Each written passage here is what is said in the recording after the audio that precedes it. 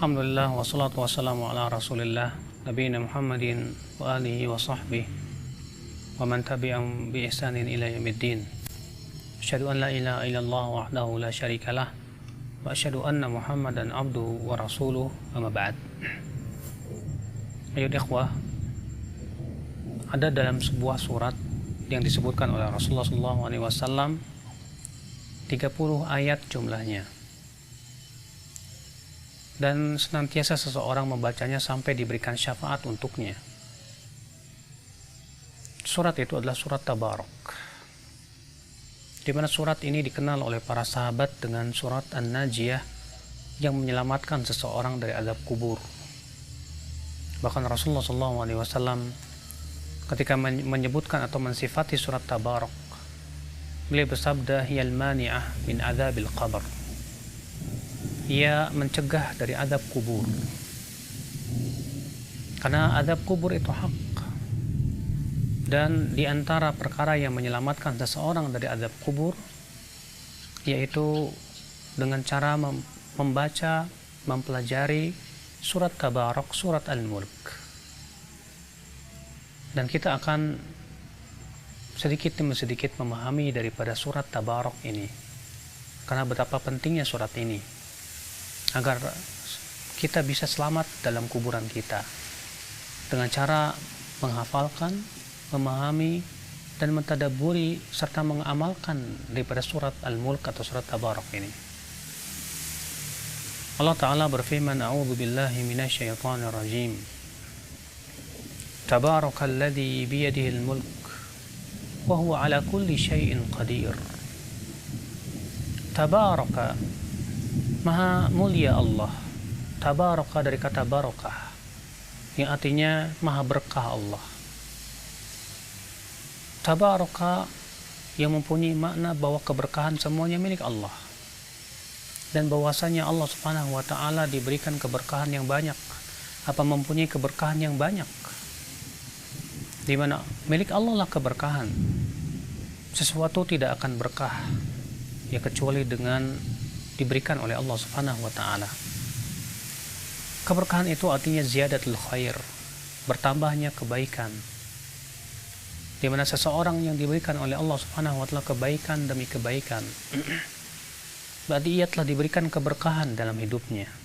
Kebaikan itu berupa ketakwaan, kebaikan itu berupa sesuatu yang terbaik untuk kehidupan akhiratnya. Itu adalah merupakan ya keberkahan yang luar biasa. Tabarakalladzi biyadihil mulk. Maha berkah Allah yang di tangannya kerajaan, dan kerajaan Allah pun Allah berkahi padanya seperti bumi, di mana Allah mensifati bumi itu diberkahi. Allah berfirman, wa baraka fiha. Allah memberkahi pada bumi. Demikian pula ya benda-benda ataupun waktu-waktu yang Allah Subhanahu wa Ta'ala berkahi. Dan yang harus kita pahami, akhi, tidak boleh kita meyakini bahwa sesuatu itu diberkahi kecuali dengan dalil. Tidak boleh kita ya ngalap berkah atau mengambil keberkahan atau meyakini sesuatu itu berkah kecuali dengan dalil.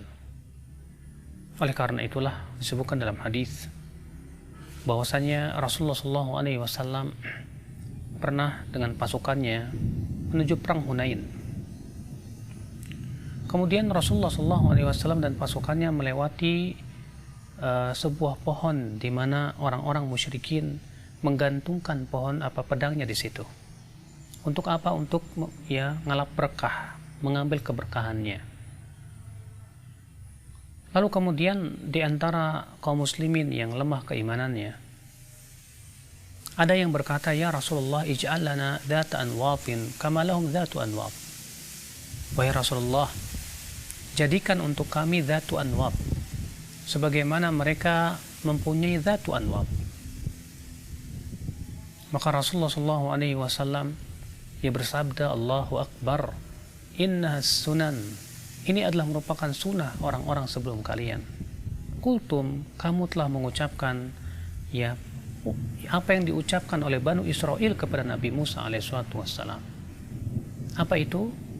Banu Israel waktu itu, ketika itu setelah diselamatkan oleh Allah Subhanahu wa Ta'ala dari kejaran Fir'aun, lalu melewati suatu kaum yang menyembah patung sapi, mereka berkata, ij'al lana ilahan kama lahum alihah, jadikan untuk kami ya ilah sebagaimana ya mereka mempunyai ilah. Subhanallah, orang yang ngalap berkah, meminta keberkahan dari sesuatu, padahal sesuatu tidak bisa memberikan keberkahan kecuali Allah. Berarti dia sudah menjadikan sesuatu itu ilah selain Allah subhanahu wa ta'ala. Maka keberkahan itu hanyalah milik Allah. Allah berfirman, Tabarakalladzi biyadihil mulk wa huwa ala kulli syai'in qadir. Tabarak, yang maha banyak kebaikan Allah, yang di tangannya kerajaan Allah, langit dan bumi yang begitu sangat luas sekali. Ya, karena kerajaan Allah yang begitu sangat luas, yang menunjukkan kekuasaan Allah, kebesarannya, maka Allah berfirman, wa huwa ala kulli syai'in qadir, dan dia Allah maha kuasa atas segala sesuatu. Naam, Allah maha kuasa atas segala sesuatu. Allah kuasa untuk menciptakan kerajaan yang begitu sangat luas. Allah kuasa untuk menciptakan langit, bumi, langit dengan tanpa tiangnya, bumi dengan ya berbagai macam tetumbuhan dan isinya. Demikian pula matahari, demikian pula bintang-bintang. Bila Allah menciptakan langit dan bumi itu kuasa, maka bagi Allah kuasa pula untuk menghidupkan orang yang telah mati. Maka Allah subhanahu wa ta'ala kulli syai'in qadir, maha kuasa atas segala sesuatu. Tidak ada yang tidak mungkin bagi Allah, semuanya mungkin.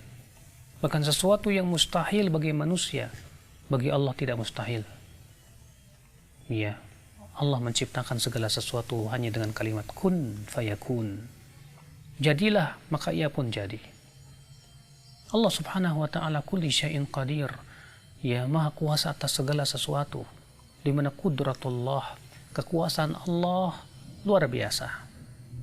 Allah mampu menjadikan seseorang miskin sekejap. Allah menjadikan si fulan sekejap miskin, ya kaya. Dan subhanallah, Allah subhanahu wa ta'ala kulli syai'in qadir. Bahkan kita lihat di alam semesta ini, kekuasaan Allah luar biasa. Bahkan kalau kita melihat penciptaan Allah, ya berupa tumbuh-tumbuhan, demikian pula semua yang kita lihat, itu menunjukkan semuanya kepada kudratullah, kekuasaan Allah Jalla wa Ala. Maka Allah Ta'ala berfirman, wa huwa ala kulli syai'in qadir. Kemudian Allah berfirman di ayat yang kedua, alladzi khalaqal mauta wal hayah liyabluwakum ayyukum ahsanu amala wa huwal azizul ghafur. Allah yang telah menciptakan kematian dan kehidupan untuk agar Allah menguji kamu, siapa di antara kamu yang paling baik amalnya. Dan Allah Maha Al-Aziz, Maha Mulia, dan lagi Maha Pengampun. Subhanallah, Allah subhanahu wa ta'ala mengatakan Allah lah yang telah menciptakan kematian dan kehidupan. Di sini Allah mendahulukan kematian sebelum kehidupan, karena memang kehidupan didahului oleh kematian. Di mana kita 100 tahun yang lalu, di mana kita 1000 tahun yang lalu, sebelum kita menjadi manusia hidup, ya sebelumnya kita tidak ada disebut kematian. Kemudian setelahnya kita pun hidup. Lalu kemudian Allah akan jadikan lagi kita mati. Setelah itu Allah akan ciptakan kembali, dibangkitkan dari kubur kita. Allah menciptakan kehidupan dan kematian. Kematian dan kehidupan, ternyata di sana ada hikmahnya. Karena perbuatan Allah tidak mungkin sia-sia. Sebagaimana Allah berfirman, Rabbana ma khalaqta hadza batila, subhanaka faqina adzaban nar. Wahai Rabb kami, tidaklah Engkau menciptakan semua ini sia-sia. Maha suci Engkau, ya Allah, maka peliharalah kami dari azab api neraka. Maka tidak mungkin Allah menciptakan kehidupan, kematian sia-sia, tidak ada ya tujuannya, tidak mungkin. Semua ada hikmah di belakang itu, ya akhal Islam. Penciptaan segala sesuatunya ada hikmahnya. Bukankah Allah juga berfirman, ayahsabul insanu ayyutraka suda, apakah manusia akan dibiarkan Apakah manusia mengira akan dibiarkan begitu saja sia-sia?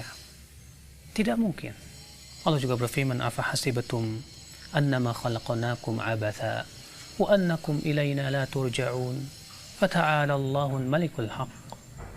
Apakah kalian mengira bahwa kami menciptakan kalian itu sia-sia dan bahwa kalian tidak akan dikembalikan kepada kami? Maha tinggi Allah, Raja yang hak. Subhanallah, akhwan Islam. Tidak mungkin Allah sia-sia. Allah menciptakan kematian dan kehidupan, ternyata ada hikmahnya. Apa hikmahnya? Allah berfirman, liyabluwakum, agar Allah menguji kalian.